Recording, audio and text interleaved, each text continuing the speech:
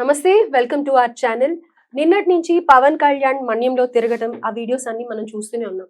ఇది ఏం ప్రత్యేకంగా డిస్కస్ చేయాల్సిన అవసరం లేదు. ఎంతో మంది మంత్రులు వెళ్తూ ఉంటారు, వస్తూ ఉంటారు. అక్కడ బాగోగుల గురించి మాట్లాడుతూ ఉంటారు. నెక్స్ట్ డెవలప్మెంట్స్ ఏం చేయాలి అనేది ఆలోచించి ఫర్దర్ గా యాక్షన్ తీసుకుంటూ ఉంటారు. అయితే ఇక్కడ పవన్ కళ్యాణ్ వెళ్ళింది చాలా పెద్ద డిస్కషన్స్ అవుతూ ఉన్నాయి. అసలు వెళ్ళడానికి ఇంపార్టెన్స్ ఏంటి, అక్కడ వెళ్ళటానికి ఏం డెవలప్మెంట్స్ రాబోతున్నాయి అన్న పూర్తి వివరాలు తెలుసుకుందాం. ప్రస్తుతం మనతో పాటు మన స్టూడియోలో సీనియర్ జర్నలిస్ట్ కిరణ్ పోల్దాస్ గారు ఉన్నారు. నమస్తే సార్. నమస్తే అండి. సో పవన్ కళ్యాణ్ గారు వెళ్ళటం నిన్నటి నుంచి ఆ వీడియోస్ మేము తెగ చూస్తూ ఉన్నామన్నమాట. అండ్ ఆయన యాక్టివ్ గా పార్టిసిపేట్ చేయడం కానీ ఇవన్నీ చాలా బాగా అనిపిస్తున్నాయి. అసలు ముఖ్య ఉద్దేశం ఏంటి పవన్ కళ్యాణ్ గారు అక్కడికి వెళ్ళటానికి? అండ్ రోడ్లు కూడా లేవు, దానికి ముందు శంకుస్థాపన అనేది ప్రారంభిస్తాము అనేది అనౌన్స్ చేశారు. సో ఏంటి? అంటే ఇది ఇంపార్టెన్స్ ఎందుకు అని అన్నారు కదా మీరు. ఇది అత్యంత కీలకమైన అంశం ఇది. స్వతంత్రం వచ్చి ఎన్ని సంవత్సరాలైంది? 77 సంవత్సరాలు దాటింది. ఇవాల్టి కూడా స్వతంత్ర భారతదేశంలో ఇంకా మంచినీళ్లు దొరకని గ్రామాలు, ప్రాంతాలు, వ్యక్తులు ఉన్నారంటే మీరు నమ్మగలరా? చలమల్లో నీటిని తోడుకొని వడకట్టుకొని తాగుతున్న పరిస్థితులు ఉన్నాయి సాధారణమైన గ్రామాల్లోనే. మీరు రిమోట్ విలేజెస్కి వెళ్తే మంచినీరు దొరకని పరిస్థితి చాలా చోట్ల. కలుషితమైన నీరు తాగి ప్రాణాలు కోల్పోతున్న పరిస్థితి. అంటే స్వతంత్రం వచ్చి 77 సంవత్సరాలైంది. మనమేమో ఆకాశ హర్మ్యాలు లాంటి బిల్డింగ్లు కడతాం. అంబేద్కర్ గారికి 100 అడుగులు 200 అడుగులు విగ్రహాలు కడతాం. సర్దార్ వల్లభాయ్ పటేల్ గారికి ఎన్నో పెద్ద విగ్రహం, దేశంలోనే రికార్డు స్థాయి హైట్ ఉన్న విగ్రహాన్ని కడతాం. మరి ఇప్పుడు ఎన్టీఆర్ గారికి 100 అడుగుల విగ్రహాన్ని తెలంగాణలో కడతామంటున్నారు. అంటే ఒకవైపు మనం ఇన్ని ఆర్భాటాలకు వెళుతున్నామే, మంచినీళ్ళు దొరకక, సరైన మంచినీళ్ళు దొరకక చచ్చిపోయే వాళ్ళు ఉన్నారంటే మనం ఎలా భావించాలి? ఈ 77 సంవత్సరాల నుంచి మనం ఏం చేసినట్టు? పైగా ఈ కొండ ప్రాంతాల్లో, మన్యం ప్రాంతాల్లో అనేక మంది ఈ మధ్యకాలంలో మీరు చూసారో లేదో, డోలీలో గర్భవతిని డోలీలో తీసుకుపోతా ఉన్నారు. ఇలా పట్టుకొని పోతున్నారు. ప్రమాదకరమైన పరిస్థితుల్లో తీసుకెళ్తున్నారు. ప్రసూతి వార్డులు లేవు. వాళ్ళకి ఏదైనా చిన్న జ్వరం వచ్చినా ఏమొచ్చినా ఏదో ఆకుపసర మందులు తినడం తప్ప వైద్య సౌకర్యాలు లేవు, రోడ్డు సౌకర్యాలు లేవు, మంచినీటి సౌకర్యాలు లేవు, ఉపాధి లేదు. వాళ్ళు మనవాళ్ళు కదండి. మనతో పాటు సమానంగా బతకాల్సిన వాళ్ళని ఎందుకంత వివక్ష? మన్యంలో ఎవరికో అటవీ జాతులు అంటే అడవి బతుకులు బతుకుతా ఉన్నారు వాళ్ళు. ఇంత లక్షల కోట్ల బడ్జెట్ మనం ప్రవేశపెడుతున్నాం. వాళ్ళకి ఏమందుతోంది? ఇవాళ అనేక ప్రభుత్వాలు వచ్చినాయి. ఈ ప్రభుత్వం ఆ ప్రభుత్వం లేదు ప్రియాంక గారు. అనేక ప్రభుత్వాలు వచ్చినా కానీ ఇవాళకి వాళ్ళ జీవన స్థితిగతులు మెరుగుపడలేదంటే మనం పాస్ అయినట్ట, ఫెయిల్ అయినట్ట? 100% ఫెయిల్ అయ్యాం. 4000 తండాలకు రోడ్డు సౌకర్యం లేదండి. ఇవాళ 100 కోట్ల రూపాయలు వెచ్చించి ఇవాళ పవన్ కళ్యాణ్ గారు రోడ్లు వేస్తున్నారు. ముందు రోడ్డు వేస్తే కదండి మీకు ఒక ఆసుపత్రికి మీరు వెళ్ళాలన్నా, అంటే అక్కడ ఉన్న వాళ్ళు వెళ్ళాలన్నా, అక్కడికి డాక్టర్ రావాలన్నా, లేకపోతే ఉపాధి పనులకు వాళ్ళు వెళ్ళాలన్నా ఎట్లకు సాధ్యమవుతుంది? అందుకోసం ముందు మౌలిక సదుపాయాలు ఏమిటి? రవాణా సౌకర్యం, విద్య, వైద్యం, ఇవి మౌలిక సదుపాయాలు. ఇవి కూడా అందని ప్రదేశాలు ఉన్నాయంటే చాలా సిగ్గుపడాలి. సమాజంలో వ్యక్తులుగా మనం సిగ్గుపడాలి. అయ్యో, నా సాటివాడికి ఈ రకమైన సౌకర్యం లేకుండా అల్లల్లాడుతున్నాడే, ఏం చేస్తున్నాయి ఈ ప్రభుత్వాలని మనం ప్రశ్నించాలి. మన సిటీల్లో చాలా హ్యాపీగా అటు వెళ్తే ఇలా కొట్టంగానే చెప్తేవాడు 5 నిమిషాల్లో తెచ్చిస్తాడు ఏం కావాలంటే అది. ఎటు తిరిగినా మనకు అన్ని మాల్స్ రకరకాలు ఉంటాయి, ఎంజాయ్ చేస్తున్నాం. వాళ్ళ గిరిజన బతుకుల్ని మనం చూస్తే కళ్ళల్లో నీళ్ళు వస్తాయండి. సో అలాంటి చోట్ల ఇవాళ పవన్ కళ్యాణ్ గారు వెళ్ళారు. పవన్ కళ్యాణ్ గారు టచ్ చేసిన అంశాలు గతంలో కూడా అనేక మంది గ్రామీణాభివృద్ధి శాఖ మంత్రులు ఉన్నారు కదా, మరి వాళ్ళందరూ వెళ్ళి చేయొచ్చుగా. ఇవాళకి 4000 గ్రామాల్లో ఇంకా రోడ్డు సౌకర్యం లేదు, 4000 తండాల్లో అంటే ఏమిటి? అయితే పవన్ కళ్యాణ్ గారు వెళ్ళి అక్కడ చాలా అంశాలను ఆయన స్పృశించారు. ఎవరు చెప్పని అంశాలు స్పృశించారు కూడా. ఒక 10 కుటుంబాలు ఉంటాయి అంతే. అక్కడ ఆ తండాలో 10 కుటుంబాలే ఉంటాయి. ఆ 10 కుటుంబాల కోసం రోడ్డు వేయాలంటే కష్టం కదా. అలా కాకుండా కనీసం ఒక 100 కుటుంబాలు ఒక చోటు ఉంటే రోడ్డు వేయటం ఈజీ వాళ్ళ కోసం. సో ఇలా చేద్దాము. ఎక్కడైతే చిన్న చిన్న 5 కుటుంబాలు 6 కుటుంబాలు ఎలా ఉంటాయో వాళ్ళందరిని తరలించి ఇంకో చోట కాదు పక్కన ఉండే చోటకి తరలిస్తే అక్కడికి రోడ్డు సౌకర్యం ఇస్తే అందరూ ఉంటారు. ప్రతి చోట 5-6 మనం వెళ్ళలేము కాబట్టి ఇలా వేద్దామని చెప్పేసి చెప్పారు ఆయన. చాలా అంశాలు స్పృశించారండి. ఓజీ ఓజీ ఓజీ అంటే మీరు ఓజీ ఓజీ అంటారు, మీసం తిప్పమంటారు, తొడగొట్టమంటారు. అవి కాదు. అవి చేస్తే రోడ్లు వస్తాయి, రావు కదా. మీకు మంచినీటి సౌకర్యం వస్తుందా? రాదు కదా. నేను ఓజీ సినిమా తీస్తా. మరి ఓజీ సినిమాని చూడాలంటే మీకు నడిచి వెళ్ళాలి కదా. మీరు మీరు వెహికల్లో వెళ్ళాలి కదా. మీకు కనీసం రోడ్డు సౌకర్యం ఉండాలి కదా. నా సినిమా చూడాలన్నా ఉండాలిగా. మరి ఎట్లా అవి కదా రావాలి. నేను ప్రధానమంత్రి దగ్గరికి వెళ్ళి చేతులెత్తి దండం పెట్టయ్యా, నా గ్రామాల పరిస్థితి ఇలా ఉంది, నా గిరిజనుల పరిస్థితి ఇలా ఉంది, వాళ్ళ స్థితిగతులు మెరుగుపరచాలి అని అడగాలి. నేను మీసం తిప్పితే రావు ఇవన్నీ అని చెప్పారు. తండా వాళ్ళతో ఒకళ్ళెవరు ఐ లవ్ యూ అన్నయ్యా అన్నారు. Love you love you love you అని చెప్పి నా బిడ్డలకు కూడా ఎన్నిసార్లు లవ్ యూ చెప్పలేదయ్యా, మీకు చెప్తున్నా లవ్ యూ అన్నారు. ఎన్నికల ముందు జగన్మోహన్ రెడ్డి గారికి ఒక 3 సెటైర్లు వేశారు ఆయన. ఎన్నికల ముందు వచ్చా, ప్రతిపక్షంలో ఉన్నప్పుడు వచ్చా, అధికార పక్షంలో ఉన్నప్పుడు మీ మధ్యకు వచ్చా అన్నారు. అంటే అర్థం ఏంటి? అధికారంలో వచ్చిన తర్వాత జగన్మోహన్ రెడ్డి గారు ప్యాలెస్ వదిలి రాలా బయటికి. ఇంకోటి అన్నారు, మీ బుగ్గలు నిమిరి మీ తలలో నిమిరే రకం కాదు నేను, నీకేం కావాలో అది చేసి పెడతాను. జగన్కి మళ్ళీ కౌంటర్ పడింది. ఇలాగా జగన్మోహన్ రెడ్డి గారిని ఇండైరెక్ట్ గా 500 కోట్లు పెట్టి రిషికొండ, పక్కనే రిషికొండ ఉంటుంది, అరకుకి ఒక 30-40 కిలోమీటర్ల దూరంలో ఉంటుంది రిషికొండ.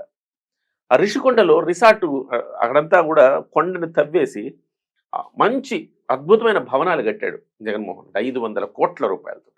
500 కోట్లు ఉంటే వీళ్ళకి రోడ్లు రావా అండి? వీళ్ళకి కనీసం తాగునీటికి రావా? నిన్న 9 కోట్లు పెట్టి ఒక రోడ్డు శాంక్షన్ చేశాడు, ఇంకొక 35 కోట్లు పెట్టి ఇంకో 4 రోడ్లు శాంక్షన్ చేశారు. అంతే కదా. 500 కోట్లు ఎవరి కోసం అండి? 500 కోట్ల రూపాయలు నిరుపయోగంగా పడున్నాయి అక్కడ. అంటే ప్రభుత్వాలు ఒక రూపాయి సొమ్ము ఖర్చు పెడతామంటే ఆ రూపాయి అనేది నీ జేబులో నీ సొమ్ము ఎలా ఖర్చు పెడతావు నువ్వు జాగ్రత్తగా. ప్రభుత్వ సొమ్మును కూడా అలానే ఖర్చు పెట్టాలిగా. ఆ సోయి ఏదైనా ప్రభుత్వాలకు ఉన్నదా ఇప్పటి వరకు?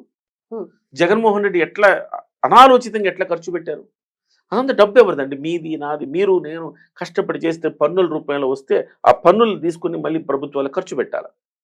ఎక్కడ ఖర్చు పెట్టాలి? అవసరం ఉన్న చోట ఖర్చు పెట్టాలి. అలా ఖర్చు పెట్టట్లేదనే అంశం మీద నిన్న జోరు వాన, ప్రియాంక గారు పర్యటన రద్దవుద్దేమో అనుకున్నారు. జోరు వానలో నడిచి అనేక గ్రామాలు తిరిగారు ఆయన. ఎందుకండి నడుస్తున్నారంటే, నడిస్తేనే కదా మీ కష్టం నాకు తెలుస్తుంది అన్నారు. ఇవాళ పవన్ కళ్యాణ్ గారు స్పృశించిన అంశాలు ఇవాళ గత 77 ఏళ్లుగా అన్ని మనం మాట్లాడుకుంటున్న అంశాలు ఇవన్నీ పరిష్కారం ఎవరు చేశారు? చేయలేదు. వాళ్ళని పర్యాటక ప్రాంతాలుగా చేస్తా అన్నాడు. నేను ఎవరి సినిమా హిట్ అయినా, ఎవరు విజయం సాధించినా, ఎవరు ఒక 100 కోట్లు సంపాదించినా నాకు ఈర్ష్య ఉండదు, అసూయ ఉండదు, అందరు బాగుండాలనుకుంటా. కానీ మిమ్మల్ని చూస్తే మాత్రం నాకు అసూయ కలుగుతోంది అన్నాడు. ఎందుకంటే ఎంత చక్కటి ప్రకృతి మధ్య ఉన్నారయ్యా మీరంతా, స్వచ్ఛమైన గాలి కూడా అంతే కదా, నేచర్ అని అన్నాడు. అంటే ఆయనలో ఒక ఎలాంటి మనిషిని మనం చూస్తున్నాం చూడండి. అధికార దర్పం లేదు, ఆ పొగరు లేదు, అహము లేదు. వాళ్ళ దగ్గరికి వెళ్ళి వాళ్ళల్లో వాళ్ళ మనిషిగా కలిసిపోయి హింసా నృత్యం చేశారు.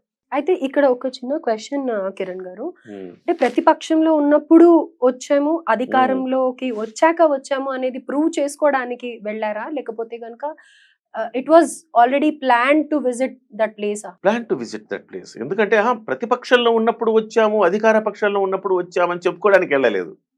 అంటే ఆయన ఉత్తినే వెళ్ళలేదు కదండి. ఆయన ఎలా వెళ్ళారు? అక్కడ ఉన్న స్థితిగతుల్ని ప్రపంచానికి చూపించారు గతంలో, వాటికి పరిష్కార మార్గాలు ఇవాళ చూపించడానికి వెళ్ళారు. నా దగ్గర ఒక వీడియో ఉండాలి, యాక్చువల్గా నేను ఆ వీడియో కోసం చూస్తున్నాను, అది దొరకట్లేదు, కానీ చూసాను. ఆ వీడియోలో ఏముంటుందంటే, ఈయన ప్రతిపక్షంలో ఉన్నప్పుడు ఒక మహిళ, ఒక పెద్ద ఆవిడ చెప్తుంటది అనమాట. చూడండి ఇక్కడ.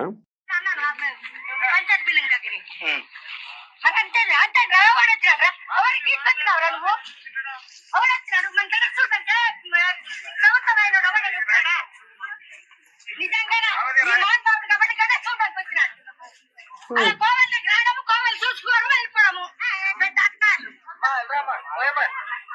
ఇప్పుడు కూడా రాలేదు. ఇదిగో మహానుభావుడు కాబట్టి వచ్చినాడు నిజంగా. ఇది ఎప్పటిది వీడియో? పాత్ర వినండి. పాతది. ఏ మహానుభావుడు ఇప్పుడు ఒక్కడు కూడా ఇప్పుడు నా ఏ ప్రభుత్వంలో నేను మాట్లాడమన్నా నాడుతాను, నాకేం భయం లేదు. అంతే గ్యారెంటీ ఇచ్చినాను. కెమెరా వైపు చూపిస్తారు. చేస్తారు ఇతను చేస్తారు, నాకు నమ్మకం ఉన్నది. చేస్తారు ఇతను చేస్తారని నాకు నమ్మకం ఉన్నది. ముఖ్యమంత్రికి నమ్మకం ఉన్నది. ఆయన చేస్తాడు, నాకు నమ్మకం ఉన్నది. ఎప్పుడు మాట్లాడింది ఈవిడ? ప్రతిపక్షంలో ఉన్నప్పుడు పవన్ కళ్యాణ్ గారు పర్యటనకు వెళుతుంటే, మీ పర్యటనకి పవన్ కళ్యాణ్ గారు వస్తున్నారంటే పరుగు పరుగు వీళ్ళందరూ వెళ్ళి తమ సమస్యలు చెప్పుకోవడానికి వెళ్ళారు. ఓకే. వెళ్తున్నప్పుడు ఏమమ్మా అలా వెళ్తున్నారంటే, ఎవరైనా వచ్చారయ్యా మా దగ్గరికి? ఎవరు రాలేదు కదయ్యా. ఏ మహానుభావుడు రాలా మా దగ్గరికి, ఇప్పుడు ఈయన వచ్చాడు అంటే రావడం కాదమ్మా, ఆయన మీద నీకు నమ్మకం ఉందంటే చేస్తాడే, ఈయన చేస్తాడు, నాకు నమ్మకం ఉందని. ఆ నమ్మకాన్ని ఇవాళ ఆయన నిలబెట్టుకున్నాడు.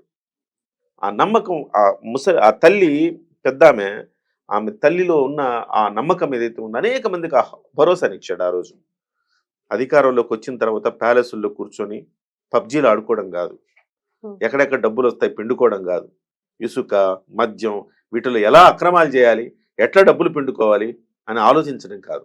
ఆయన చేసిన పని వాళ్ళతో పాటు వెళ్ళాడు, బురదలో నడిచాడు, తింసా నృత్యం చేశాడు, వాళ్ళలో ఒకటిగా కలిసిపోయాడు. మీ స్థితిగతులు నేను బాగు చేస్తా అన్నాడు. 2 నెలలకోసారి వస్తా, 3 రోజులు పర్యటిస్తా అన్నాడు. వాళ్ళలో ఒక కొత్త ఆశలు చిగురింప చేశారు. చాలా మంది ఏమంటున్నారు తెలుసు ప్రియాంక గారు, ఎస్ మా మన్యం ప్రజల కోసం స్వతంత్రానికి పూర్వం అల్లూరి సీతారామరాజు గారు మా హక్కుల కోసం పోరాడారు. మళ్ళీ ఇవాళ మరో అల్లూరి సీతారామరాజు గారు వచ్చారు, మా స్థితిగతులు చూశారు, మమ్మల్ని కూడా సమాజానికి దగ్గరగా మమ్మల్ని కూడా అభివృద్ధి చేస్తామని, మాకు ఉపాధిని ఇస్తామని, మా ప్రాంతాలు అభివృద్ధి చేస్తామని మాటిచ్చాడు. ఈయన మాకు మరో అల్లూరి సీతారామరాజు అంటున్నారు. ఒక హోప్ ని క్రియేట్ చేశారు. హోప్ ని క్రియేట్ చేశారు. ఉపాధి లేక గంజాయి పండిస్తున్నారండి.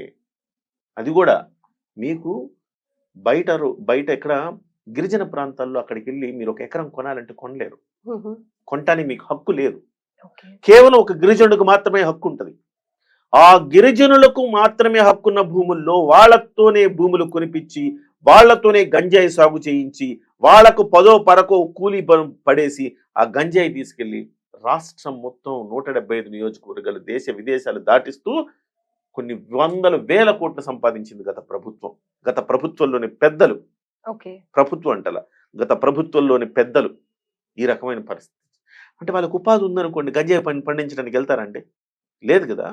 ఇవాళ పవన్ కళ్యాణ్ గారు ఆలోచిస్తూ వాళ్ళకు ఉపాధి కల్పించాలి. వాళ్ళలో మనం ఎస్ ఈ గవర్నమెంట్లో మీరు పని చేసుకుంటారా, 15,000 కావాలి, 20,000 నెలకు చాలు, వాళ్ళకి ఒక 10,000 15,000 వస్తే ఓ హ్యాపీగా బతికేస్తారు వాళ్ళు. ఆ 10-15,000 రూపాయలు సంపాదించుకోవటం ఎలా? దీన్ని ఒక పర్యాటక ప్రాంతంగా తీర్చిదిద్దుతాను అంటున్నాడు ఆయన. వాళ్ళు వేసిన బొమ్మలు అక్కడ గిరిజనుల్లో మీకు కొంతమంది వాల్ పెయింటింగ్స్ చేస్తారు, ట్రైబల్ ఆర్ట్స్. ఆ ట్రైబల్ ఆర్ట్స్ ని తీసుకెళ్లి రాష్ట్రపతికి ఇచ్చాడు, మంత్రులకి ఇచ్చాడు పవన్ కళ్యాణ్. ఎక్కడదండి ఈ ఆర్ట్ ఏంటంటే, ఈ ఆర్ట్ మా దగ్గర గిరిజనులు వేస్తారండి, దీనికి మనం మార్కెటింగ్ చేయాలండి అని చెప్పాడు. సో ప్రతి చోట ఆయన ఎక్కడికి వెళ్ళినా కానీ ఆయన మనసులో ఎస్ ఆ ప్రాంతాన్ని మనం అభివృద్ధి చేయాలి కదా. ఇంకా వాళ్ళు అట్టడుగు ఉండిపోయారు కదా. ఇది కదండి ప్రభుత్వం చేయాలి, పాలకులు చేయాలి. మరి ఇంపార్టెన్స్ ఉందా లేదా చెప్పండి మీరు. ఆ ఇంపార్టెన్స్ తీసుకొచ్చారు. ఇవాళ కూడా అదే పనులు చేస్తూ ఉన్నారు ఆయన. ఈ రోజు కూడా పర్యటన కొనసాగుతూ ఉంది. నిన్న కొనసాగింది, ఇవాళ పర్యటన కొనసాగుతోంది. డెఫినెట్ గా ఆయన పని చేయడానికి వచ్చాడండి. ఆయన అధికారం అనుభవించడానికి రాలేదండి, ఆయన పని చేయడానికి వచ్చాడు. ఆ పని చేయడానికి వచ్చినాడు అంటే ఇవాళ మీరు అనుకుంటారేమో పవన్ కళ్యాణ్ గారి గురించి ఇంతలా చెప్తున్నారు ఏంటి సార్ అని. పని చేయని వాడి గురించి ఎలాగో ప్రశ్నించే ధైర్యం మనకి లేనప్పుడు, పని చేసిన వాడు మంచి పని చేశాడని చెప్పడానికి ఆ మంచి మనసు మనకు ఉండాలి కదండి. మనం చెప్తే కదండి మంచి 10 మందికి చెప్పాలి, చేరాలి, అది మల్టిప్లై అవ్వాలి. మంచి చెడు అక్కడతో కట్ చేసుకోవాలి. ఇవాళ ఒక చెడు ప్రభుత్వం గత 5 ఏళ్లుగా పరిపాలించి నాశనం చేసింది రాష్ట్రాన్ని. ఇవాళ కూటమి ప్రభుత్వం వచ్చింది, అందులో నికార్సైన నిజాయితీపరుడైన పవన్ కళ్యాణ్ గారు మంత్రిత్వ శాఖను చేపట్టి చేస్తున్న మంచి పనులు మనం చెప్పకపోతే పెద్ద పెద్ద పత్రికలు చెప్పవండి, పెద్ద పెద్ద ఛానళ్ళు చెప్పవండి, కనీసం సోషల్ మీడియాలో చెప్పుకోకపోతే మనం క్షమించరాని వాళ్ళం అవుతాం. అంటే ఈ క్వశ్చన్ ఎందుకు రేస్ చేశానంటే because it is Pawan Kalyan it is shown too much అని చెప్పేసి ఇలాంటి మాటలు కూడా ఉన్నాయి కాబట్టి అంటే ఎంతో మంది డిప్యూటీ సీఎంలు ఎంతో మంది మంత్రులు కూడా వెళ్ళేసి వచ్చారు కదా, వాళ్ళకి లేని ఫుటేజ్, వాళ్ళకి లేని వీడియోస్, వాళ్ళని చూపించని విధంగా ఇక్కడ ఎందుకు చూపిస్తారు వాళ్ళు ఎలా వెళ్తారంటే కంటి తుడుపుగా వెళ్తారు. ఇప్పుడు ఆవిడ అన్న మాటల్లో కూడా వచ్చారు, అక్కడి నుంచి అక్కడే వెళ్ళిపోయారు అన్నారు కదా. సో సో అది ఈయన మీద మాకు నమ్మకం ఉందన్నారు చూడండి. సో వాళ్ళు వచ్చారు, వెళ్ళిపోయారు, ఏం జరగాలి, అభివృద్ధి లేదు. మరి వాళ్ళకి ఇంపార్టెన్స్ ఇచ్చి ప్రయోజనం ఏంటి? దీనికి ఇవాళ ఆయన పని చేసి చూపిస్తున్నాడండి. సో అందుకే హైలైట్ అవుతోంది అని అంటారు. 100 కోట్ల పనులకు శంకుస్థాపన చేస్తున్నాడు. చేస్తున్నప్పుడు ఆయన ఒట్టిగా చూడటానికి రాలేదు, చూడడం అనేది ఆయన అయిపోయింది. అది అధికారంలో లేనప్పుడు చూశాడు, అధికారంలోకి వచ్చాక పనిచేయడానికి వచ్చాడు. కాబట్టి అందుకే ఆయన మరో అల్లూరి సీతారామరాజు అంట. ఇంతకు మించిన గొప్ప ట్యాగ్ లైన్ ఉందా పవన్ కళ్యాణ్ గారికి? గిరిజన వాళ్ళు చాలా అమాయకంగా ఉంటారండి, ప్రేమిస్తే ప్రాణం ఇస్తారు, వాళ్ళు విలువలకు కట్టుబడి ఉంటారు. వాళ్ళు ఇక్కడ పట్టణ ప్రజల్లో ఉన్నంత తెలివితేటలు ఉండవు. సో ఇంత చాలా మంది కొంత కన్నింగ్ కూడా ఉంటుంది కదా. సో మీకేస్తామని ఓటు వీళ్ళకేసిన వాళ్ళందరూ కూడా అరకు పాడేరు జగన్మోహన్ రెడ్డి గారికి వేశారండి ఓట్లు. విచిత్రం ఏంటంటే అది. సో ఇవాళ జగన్మోహన్ రెడ్డి గారికి కూడా వెన్నులు వణుకు పుడుతోంది. ఆ 2 ప్రాంతాలను కూడా పవన్ కళ్యాణ్ గారు ఇవాళ కైవసం చేసుకోబోతున్నారు. వాళ్ళ ప్రేమాభిమానాలు, మరో అల్లూరి సీతారామరాజు వచ్చారయ్యా మా మన్యంకి అంటున్నారంటే వాళ్ళ ప్రేమాభిమానాలు ఎంతలా విస్తరిస్తున్నాయి చూడండి. సో కాబట్టి అక్కడ కూడా ఉనికి కోల్పోవడం వైఎస్ఆర్సీపీ ఖాయంగా కనపడుతుంది. రైట్. సో నిన్న మన్యం విజిట్ ని మీరు ఇంత బాగా డిస్క్రైబ్ చేసి అందరికీ, అంటే అదేదో జస్ట్ షో ఆఫ్ కాదు, పుటప్ కాదు, వాంటెడ్లీ వెళ్ళి వాళ్ళని అభివృద్ధి చేయడానికే చేశారు అనేది